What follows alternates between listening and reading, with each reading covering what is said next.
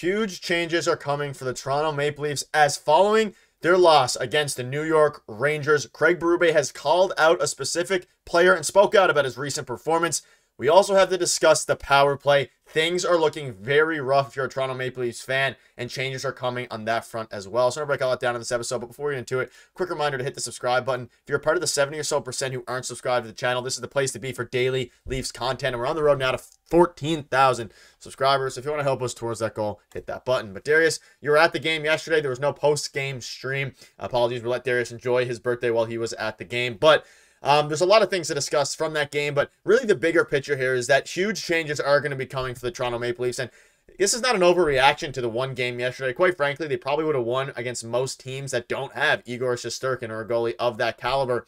But there are some things that need to be changed, and they're also on the horizon as we're now a bit over a week away from the moves having to happen on November 1st. But Darius, I want to start with Pontus Holberg. And again, you were at the game yesterday. I noticed it as well during the game. And Craig Berube, he didn't really, he kind of called out Pontus in a certain way, saying he looks a step behind right now, which is a respectful way of saying he's probably going to get put out of the lineup next game. But there was just a lot of plays throughout the game. And this isn't a call out Holberg necessarily, but he looks, quite frankly, overmatched so far through this season, especially over the past couple of games. Now, this is the second game in a row where he really hasn't looked good here. And I think some big changes are going to come to the lineup. And I think it's going to be in the form of Pontus Holberg getting taken out, as well as, of course, the changes that are happening on November 1st surrounding Yarn Croak and all of the IR guys, because their time of testing is almost up.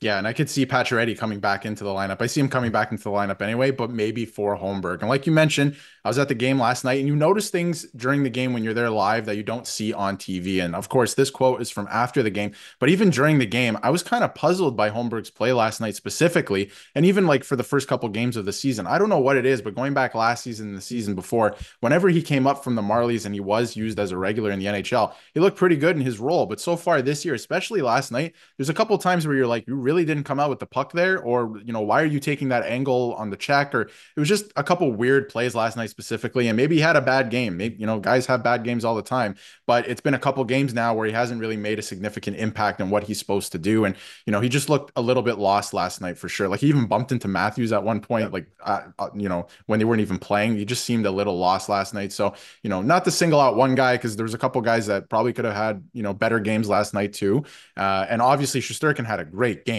but I mean, at some point you got to find a way to score, and they just didn't do that. So changes are going to be coming, I think, and they got a busy week coming up. They play a couple, like Columbus is not a great team. Yeah, hopefully you expect to win there, but you're playing Boston, right? You got Tampa Bay. Like, it's going to be a bit of a tougher week, so they have to make some changes. And it's not an overreaction. We're now 5 games. We have a pretty good sample size into the season of what's going on, and the power play is an issue. So we got some issues that the Leafs got to sort out quickly here. Yeah, and again, in the grand scheme of things, these 5 games, we'll probably be looking back at that in a few months and saying, hey, what did they actually tell us? When you're looking at specifically Pontus Holberg, you mentioned, again, it definitely looked different when you're actually there, but at least from the TV perspective, he looked really bad, and he didn't look great the game before either. We obviously didn't specifically point him out, but he hasn't really looked comfortable this year, and he's not playing his role, which is something that, with this new structure of Craig Berube, everybody has a role, everyone has been playing their role well, and he just hasn't been doing that, and that's why Craig Berube said this. And quite frankly, if Pontus Holberg was playing well, he probably wouldn't have been asked about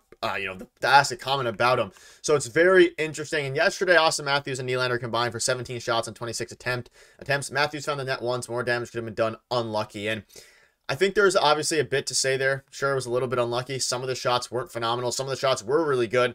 And obviously, Shesterkin is just the best goalie in the NHL, so some of the goals were saved. I didn't love William Nylander's game yesterday either, but he ultimately he got a few shots on goal. Matthews had a great game, but focusing more on the changes that are coming here, again, he looks a step behind, and Nick Robertson as well is another guy who's been debatably on the horizon of getting swapped out. Now, he's probably safe for a little bit longer because of Pontus Holmberg's struggles here, but Pacioretty would have been he's going to get into the lineup in tomorrow's game. They do have a back-to-back Monday and Tuesday, so there's a lot of things that are going to be moving, a lot of moving pieces here, but it's time they start getting it going. Nick Robertson is still pointsless.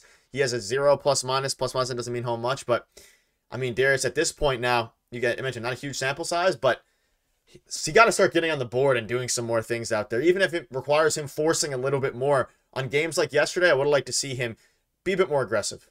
a bit more aggressive. And, at some point, he had a great preseason. And I talked about like how, the top guys weren't in the lineup. So obviously he scored 5 goals and he was on the power play all the time, right? So maybe you give him a look on the power play. Yes, he hasn't produced anything, but try and get him going. And the power play is not going anyway. So maybe you put him on the power play 1 unit, right? You try and get something going, some magic going. Because he's another guy, zeros across the board, like Yeah. not even a negative impact, right? It's just zeros across the board. So he's got to get going too, because we had this whole thing during the summer, and obviously he's come into training camp. He looked great. And now we're in the regular season. Some guys have to get going now. We're 5 games in. We're seeing things that, could be issues going forward, like the power play, like things like this, right? He's got to do something. He's got to have some type of impact on the games going forward. Yeah, and you mentioned the power play. It's a decent idea. Try Nick Robertson on it, maybe throw someone else on there. Just move something around. And Berube also criticized the late third power play for the Leafs, says they struggle with zone entries there and they need to execute in the opportunity. Struggle with zone entries. Isn't that something that's surprising? They've been struggling with that for years now, but it's something I've been mentioning to you as well, specifically on the streams and things like that.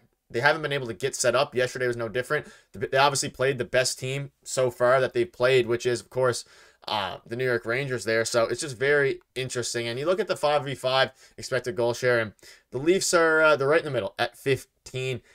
So it's getting interesting. They have some positives. I'm not worried yet about the team itself. I still think the blue line looked very good. I still think the team looks significantly better, but the longer we go now with the power play continuing to struggle, the bigger problem it becomes.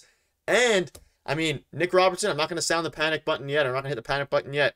But that alarm is getting pretty close to being sounded when you have zeros across the board. So some things are going to change here, and luckily they have an abundance of depth to do that, whether that's Yarncrow coming in for Robertson, whether that's Pontus Holberg getting taken out in tomorrow's game, and Max Pacioretty going in, which I'd bet a lot of money on that happening in tomorrow night's game. I think they're going to sit Pontus, but things are looking they're looking fine. Their goaltending's great. Stolarz is unbelievable. But they need to figure out this power play, because it's only so long you can sustain just having a horrible power play. And it's not like they're getting good attempts. It's quite frankly, it's horrible.